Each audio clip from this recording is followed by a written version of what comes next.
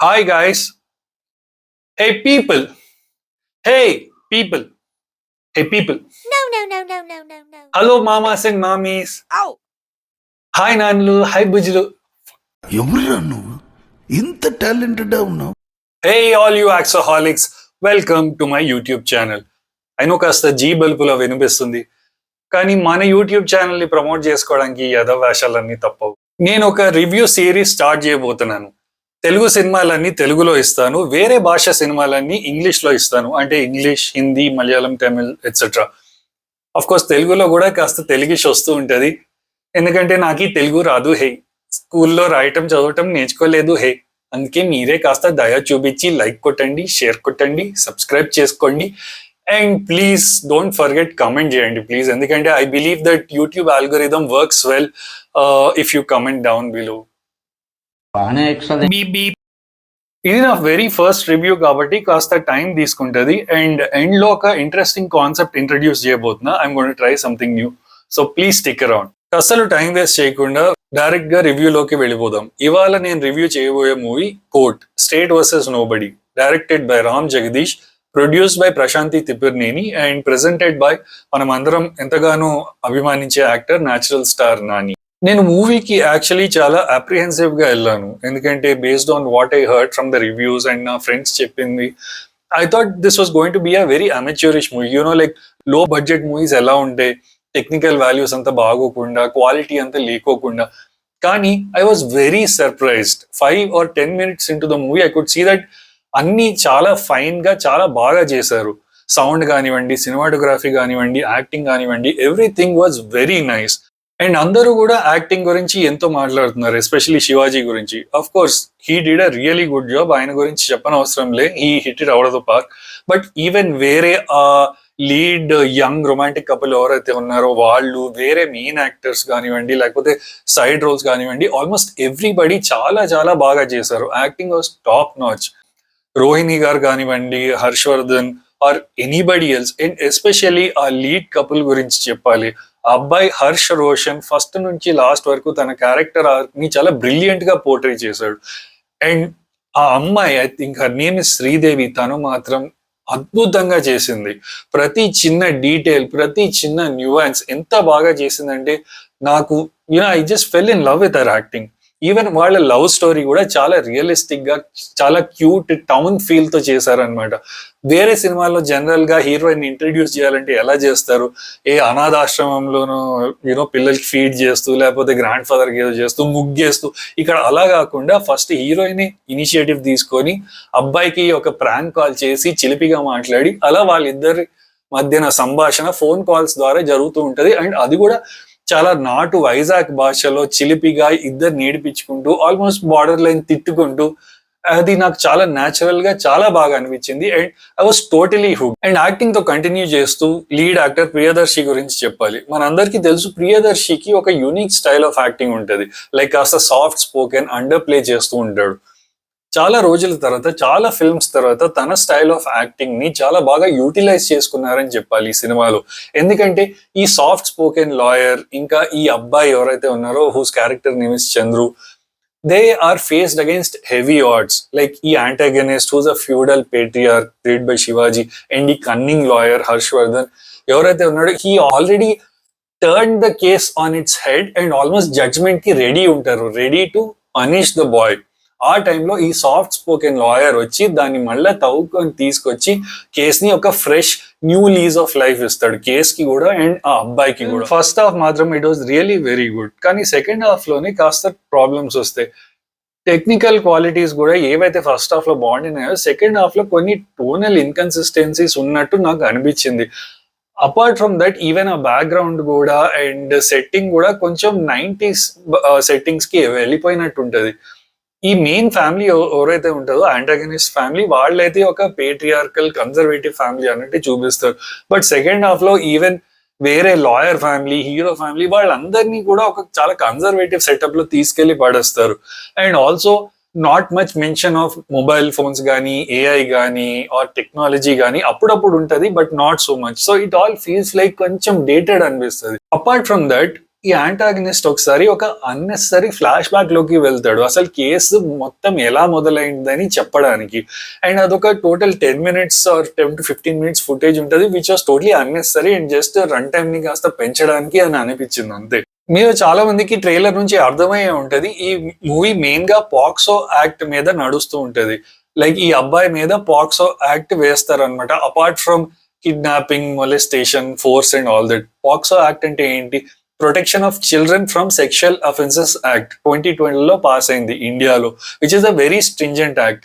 18 years below minors ఎవరైతే ఉన్నారో వాళ్ళ మీద రేప్ జరిగిన, మొలెస్టేషన్ జరిగిన వాళ్ళని పాక్సో యాక్ట్ లో బుక్ చేస్తారనమాట. దాని కింద they will get stringent punishment, 3 years నుండి లైఫ్ ఇంప్రిజన్మెంట్ ఆఫ్ 14 years వరకు ఉంటుందన్నమాట. ఈ మూవీ మొత్తం కాస్త సేఫ్ గా పాక్సో పరినిధి లోపటే జరుగుతూ ఉంటది. ఆ కోర్ట్ రూమ్ డ్రామా అండ్ ఆ court room arguments, especially POCSO in and around వెళ్ళి ఆ బాయ్ ని నాన్ గిల్టీగా ప్రూవ్ చేయడానికి ట్రై చేస్తూ ఉంటారు. And they don't take courageous step more than that.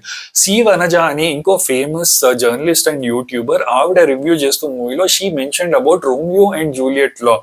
ఇది వేరే కంట్రీస్ లో అప్పుడప్పుడు అప్లై చేసి ఏమంటారంటే, ఒక 16 years కన్నా ఎక్కువ అమ్మాయి and a guy whose 3 or 4 years elder to her, వాళ్ళిద్దరూ గనక సెక్షువల్ రిలేషన్షిప్ లో ఉంటే అది లీగల్ అవ్వచ్చు అని. కానీ ఇండియాలో ఈ రోమియో జూలియట్ లా ఎప్పుడూ కూడా అప్లై చేయలేదు అండ్ అమలు అవ్వలేదు. కానీ అట్లీస్ట్ ఈ మూవీ దాన్ని మెన్షన్ గనక చేసుంటే, ఆ రిఫార్మ్ గురించి మాట్లాడేటప్పుడు మెన్షన్ గనక చేసుంటే గానీ ఒక slightly courageous and progressive narrative అయి ఉండేది. ఇది ఒక మిస్డ్ ఆపర్చునిటీ అని చెప్పుకోవాలి. నాకు పర్సనలీ ఇంకొక మేజర్ మిస్డ్ ఆపర్చునిటీ ఏమనిపించిందంటే, అంటే according to the values that I believe in, ఇది కేవలం ఒక క్లాస్ కాన్ఫ్లిక్ట్ లాగా ఎస్టాబ్లిష్ చేశారు. ఒక వాచ్మ్యాన్ కొడుకుకి ఇంకా ఇంకొక ఫ్యూడల్ లార్డ్ కి మధ్యన జరిగే కాన్ఫ్లిక్ట్ అన్నట్టు. ఇన్స్టెడ్ ఆఫ్ దట్ కాస్త కాస్ట్ యాంగిల్ కూడా యాడ్ చేసి కాస్ట్ నరేటివ్ కూడా పెట్టుంటే ఇంకా బాగుండేది. అది కాకుండా ఏం చేశారంటే, ఇందులో మెయిన్ అక్యూజ్డ్ అబ్బాయికి ఒక సీమింగ్లీ ఒక కజన్ ఉంటాడు. తను అక్యూజ్డ్ మదర్ ని పిన్ని అని పిలుస్తాడు. తనే ఆ లాయర్స్ దగ్గరికి వెళ్ళి స్ట్రగుల్ అవుతూ ఉంటాడు అనమాట. తనని ప్రియదర్శి ఒక సీన్ లో క్లియర్ గా రెడ్డి అంటాడు అనమాట. అండ్ క్లియర్ గా ఇక్కడ ఎస్టాబ్లిష్ చేస్తున్నారు, ఇది ఒక ప్రాపర్ అపక సవర్ణ ఫ్యామిలీకి మరియు ఇంకో ఫ్యూడల్ స్లాష్ ల్యాండెడ్ కమ్యూనిటీకి జరిగే కాన్ఫ్లిక్ట్ అన్నమాట. మూవీ ఎండ్ కి వచ్చేసరికి ఒక సాటిస్ఫైయింగ్ అండ్ స్లైట్లీ ప్రోగ్రెసివ్ ఎండే ఉంటది. అంటే according to the values that I believe in, especially ఈ పేట్రియార్కల్ యాంటాగనిస్ట్ ఎవరైతే ఉన్నారో ప్లేడ్ బై శివాజీ, తనకి తగిన అవుట్కమే వస్తుంది. అండ్ ఈవెన్ ఈ యంగ్ కపుల్ ఎవరైతే ఉన్నారో వాళ్ళకి కూడా ఒక సాటిస్ఫైయింగ్ ఎండే వస్తుంది అనమాట. ఇన్ఫాక్ట్ మన Telugu cinema situation is so bad that recent times లో నేను ప్రాబ్లీ ఒక ఫ్యూ ఇయర్స్ లో చూసిన బెస్ట్ ఫిలిం ఇదే అని చెప్పాలి. నేను ఈ మూవీ రివ్యూస్ కి రేటింగ్ ఇవ్వాలా వద్దా పెద్ద కన్ఫ్యూజన్ లో ఉన్నా. అంటే ఈ మధ్య సీరియస్ రివ్యూవర్స్ ఎవరు కూడా రేటింగ్స్ ఇవ్వట్లే, కానీ నాకు ఇవ్వాలనే ఉంది. ఎలా ఇద్దాం అన్నా? టమాటోస్ ఆల్రెడీ అక్కడ ఒకటి ఇస్తున్నాడు. సర్లే రెగ్యులర్ గా స్టార్స్ ఇద్దాం. But I want to try something new. ఏంటంటే each aspect of film making plus ideology వాటికి సెపరేట్ గా నేను అవుట్ ఆఫ్ 5 stars రేటింగ్ ఇచ్చి అన్నిటినీ లాస్ట్ లో యావరేజ్ చేసి అది ఫిలిం కి రేటింగ్ అంటూ ఇస్తాను. Let's see how it goes. నేను రేట్ చేయబోయే first aspect is cinematography plus editing. చాలా మంది అనొచ్చు సినిమాటోగ్రఫీ ఎడిటింగ్ రెండు 2 different aspects of film making. In fact ఒకటి ప్రొడక్షన్ లో వస్తుంది, ఇంకోటి పోస్ట్ ప్రొడక్షన్ లో వస్తుంది. కానీ నాకు తెలిసి కొన్ని సినిమాల్లో ఆర్ మేబీ చాలా సినిమాల్లో they both go hand in hand. అంటే ముందే కొన్ని షార్ట్స్ అనుకొని ఆ షార్ట్స్ ని ఎలా ఎడిట్ చేయాలో కూడా డిసైడ్ చేసుకుంటారు అనమాట. ఈ సినిమాలో కూడా ఎస్పెషల్లీ ఫస్ట్ హాఫ్ లో కొన్ని మాంటాజెస్ ఉన్నాయి which are well made and clearly cinematography editing రెండు ముందే అనుకొని చేశారు. సెకండ్ హాఫ్ లో కూడా ఇక్కడ అక్కడ కొన్ని ఎలిమెంట్స్ ఉన్నాయి. సో ఓవరాల్ గా నేను ఈ మూవీ సినిమాటోగ్రఫీ ప్లస్ ఎడిటింగ్ కి ఇచ్చే రేటింగ్ 3.5 stars. నెక్స్ట్ ఆస్పెక్ట్ వచ్చేసి సౌండ్. సౌండ్ అన్నప్పుడు I mean both sound designing and also sound mixing slash sound editing. Frank గా చెప్పాలంటే వాటి ఇన్ డెప్త్ నాలెడ్జ్ నాకు కూడా లేదు, బట్ I guess అవసరం లేదు. When I mean sound, it's the overall tonal quality and it includes also the dubbing. ఈ మూవీలో సౌండ్ చాలా బాగుండింది. సో నేను ఈ మూవీలో సౌండ్ కి ఇస్తున్న రేటింగ్ 4.5. యాక్టింగ్ ఆల్రెడీ డిస్కస్ చేసుకున్నాం, it is very good, 4.5 stars. Screen play, ఈ మూవీలో స్క్రీన్ ప్లే అక్కడక్కడ బాగానే ఉంది, డైలాగ్స్ కూడా చాలా బాగున్నాయి, క్యారెక్టరైజేషన్ బాగుంది. బట్ ప్లాట్ ఫ్లోలో కొన్ని పాజెస్ వస్తాయి సెకండ్ హాఫ్ లో, యాజ్ ఐ ఆల్రెడీ మెన్షన్. అందుకే నేను స్క్రీన్ ప్లేకి ఇచ్చే రేటింగ్ 3 stars. Next music. నేను మ్యూజిక్ అన్నప్పుడు I'm including both background score and songs కూడా. ఈ మూవీలో unfortunately the weakest link, technical link ఏదైనా ఉంది అంటే అది మ్యూజిక్కే. బ్యాక్గ్రౌండ్ మ్యూజిక్ ఏదో యావరేజ్ గా ఉంది, సాంగ్స్ కూడా జస్ట్ ఓకే అన్నమాట. సో నేను మ్యూజిక్ ఇచ్చే rating 2.5 stars. Production design traditionally means look of the film, like background, costumes, props, everything. But ఈ మధ్య ఐ గెస్ ఏఐ కూడా దాంట్లో ఇంక్లూడ్ అవుతుంది అనుకుంటా. మరి దాంట్లో ఆ సినిమాటోగ్రఫీలో what does it come under నాకు తెలియదు ఎగ్జాక్ట్ గా. But yeah, the overall look of the film. ఈ మూవీ ప్రొడక్షన్ డిజైన్ కి నేను ఇస్తున్న రేటింగ్ 3.5 stars. తర్వాత ఓవరాల్ డైరెక్షన్ కి కూడా నేను ఇస్తున్న rating 3.5. And finally ideology. Of course ఇది కొంచెం బయస్ గా ఉండొచ్చు depending on the philosophies and ideologies that I believe in.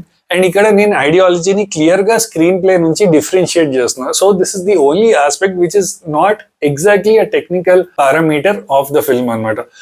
కొన్ని ఫిల్మ్స్ లో ఆ టెక్నికల్ ఆస్పెక్ట్స్ తో వాళ్ళు చెప్పే ఐడియాలజీని కన్విన్సింగ్ గా చెప్పొచ్చు. బట్ ఫర్ నౌ కోర్ట్ కి మాత్రం ఐడియాలజీని కంప్లీట్ గా సెపరేట్ గా ట్రీట్ చేస్తున్నా. As I already told before, కొన్ని చాలా ప్రోగ్రెసివ్ ఆస్పెక్ట్స్ ఉన్నాయి, but at the same time కొన్ని మిస్డ్ ఆపర్చునిటీస్ కూడా ఉన్నాయి. అందుకే నేను ఈ మూవీ ఐడియాలజీకి ఇస్తున్న రేటింగ్ 3 stars. ఫైనలీ ఇప్పుడు ఇవన్నీ యాడ్ చేసి వీ డివైడ్ బై 8, ఎందుకంటే టోటలీ 8 ఆస్పెక్ట్స్ ఉన్నాయి. సో వీటన్నిటి యావరేజ్ వచ్చేసి ఎగ్జాక్ట్లీ 3.5 వచ్చింది, without rounding off anything. So ఈ ఫిలిం కి నేను ఇస్తున్న ఫైనల్ రేటింగ్ ఏంటంటే 3.5 stars. So that's the review friends. మీకు గనక నా చెప్పిన విధానం గనక నచ్చితే అండ్ నా రేటింగ్ సిస్టమ్ కూడా నచ్చితే please please please like, share, subscribe and మర్చిపోదు కమెంట్ కూడా చేయండి. Please please please please. పుచ్చుక్ పుచ్చుక్ లేదా అన్నా. బబా బం బం.